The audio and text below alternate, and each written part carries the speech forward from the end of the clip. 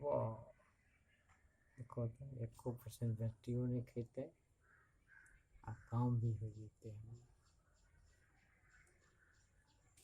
बस वही बेटा आप पे जाऊँ अब करो start. Most welcome in my second or third classes, next classes for standard 8. In second chapter, which related to soil resource, land resources, and in this land resources, the subtopic is that the soil resources. As you know that resources are those which are able to fulfill human needs and requirement. मतलब soil या resource उसको कहते हैं जो मानव की आवश्यकताओं को पूरा करते हैं। सॉइल जो है मानव की आवश्यकताओं को पूरा करने की कंप्लीट एबिलिटीज रखती है, इसीलिए सॉइल को रिसोर्स कहा गया है। तो एंड आप देख सकते हैं कि सॉइल जो है हमारे लिए खेती के काम आता है, हमारा हैबिटेशन है, हमारा मानव बसाव है, हम रहते हैं मिट्टी पर ही, हम खेती करते हैं मिट्टी पर, घर बनाते हैं मिट्टी पर, स्कूल बनाते हैं मिट्टी पर। तो इस तरह से मिट्टी, इवन यहाँ तक कि हमारा यह शरीर जो है वह भी मिट्टी का बना हुआ है इनडायरेक्टली। तो कुल मिलाकर के मिट्टी हमारे लिए बहुत ही उपयोग की चीजें हैं, काम की चीजें हैं। अब आइए कि मिट्टी बनता कैसे है, मिट्टी जो है उसका फॉर्मेशन कैसे होता है अर्थ पर। The thin layer of granny substances, granny means दानेदार, दाना। तो अर्थ के ऊपर, ये जो अर्थ है, इस अर्थ के ऊपर का जो लेयर है ये थिन लेयर है, पतला लेयर है, जिस पर मिट्टी है। तो ये ग्रेनी सब्सटेंसेस हैं जो अर्थ सरफेस को कवर करता है, और जहां पेड़ पौधे उगने की कैपेसिटी होती है उसे ही सॉइल कहते हैं। अब आइए कि सॉइल को बनने में कौन कौन से फैक्टर्स हैं जो डिटरमाइन करते हैं, रेगुलेट करते हैं। वो फैक्टर्स हैं लैंड फॉर्म्स। लैंड फॉर्म्स का मतलब होता है माउंटेन, प्लेटो, प्लेन। तो ये सारे चीजें हैं जिन्हें हम लैंडफॉर्म्स कहते हैं। हिंदी मीनिंग ऑफ लैंडफॉर्म्स का स्थलाकृति होता है।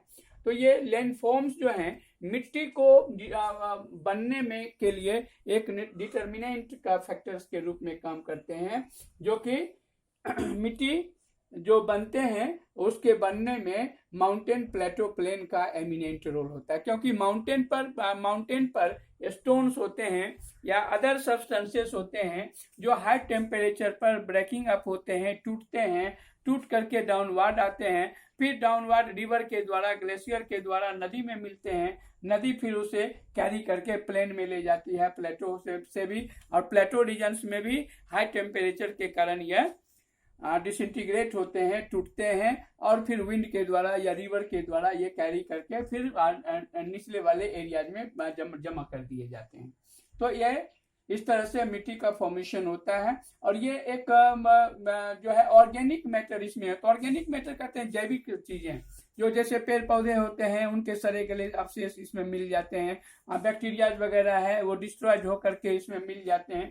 तो ये इनका ऑर्गेनिक मैटर्स होता है, और ये ऑर्गेनिक मैटर्स इन्हें फर्टाइल भी बनाते हैं। उसके बाद मिट्टी में अनेक प्रकार के मिनरल्स भी मिले होते हैं, जैसे आप मैग्नीशियम ले सकते हैं, पोटेशियम ले सकते हैं। ये सारे मिनरल्स जो हैं मिट्टी में मिले होते हैं। और वेदर्ड रॉक वही हुआ जब टेम्परेचर ज्यादा बढ़ता है तो उसका जो स्टोन पार्टिकल्स होते हैं छोटे छोटे टुकड़ों में टूटते हैं, वहां से फिर डाउनवार्ड नीचे आते हैं, और फिर किसी नदी के द्वारा कैरी करके या विंड के द्वारा कैरी करके लाए जाते हैं और अर्थ के दूसरे हिस्से में डिपॉजिट कर दिया जाता है।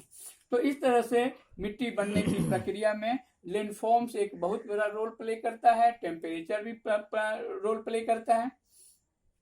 आगे हम उस पर विस्तार से देखेंगे।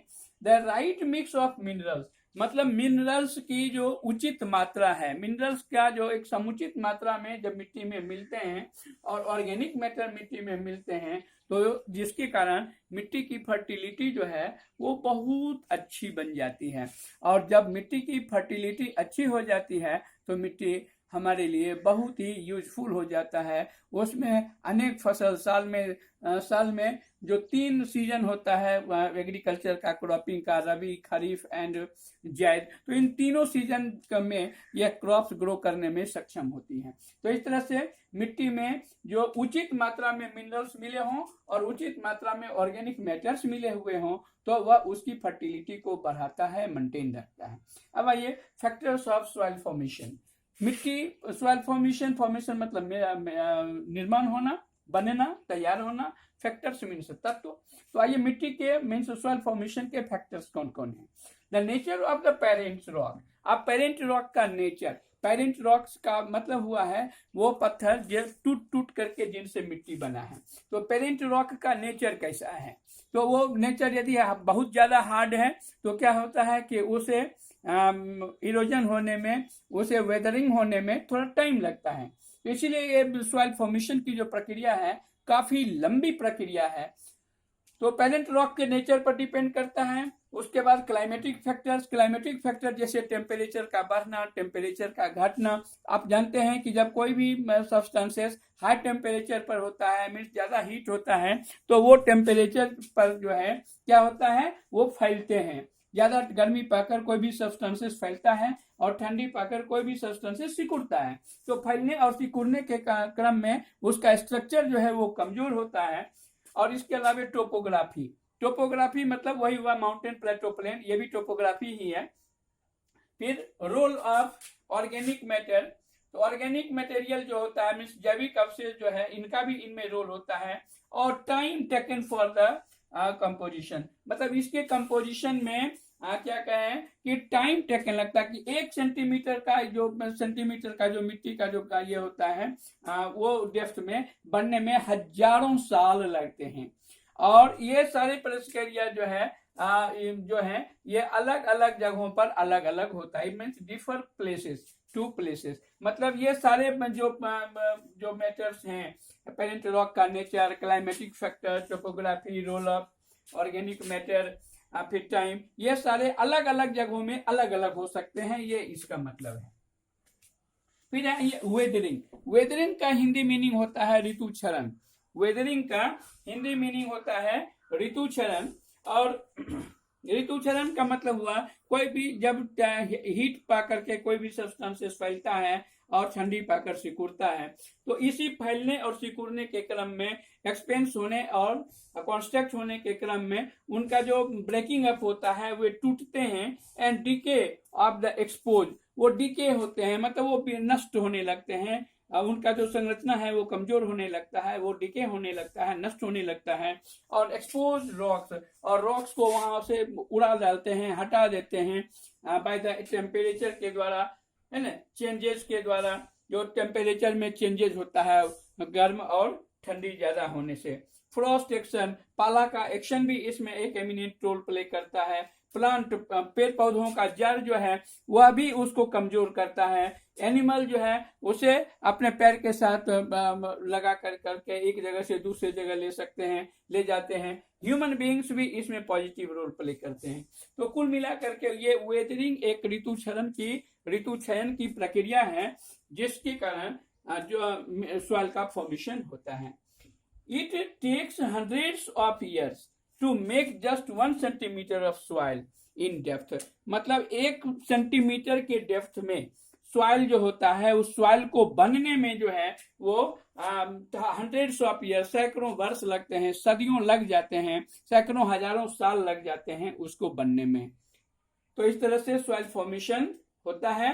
और आज का टॉपिक आज के लिए बस इतना ही। नेक्स्ट डे हम लोग चर्चा करेंगे सॉइल कंजर्वेशन पर। Thank you very much.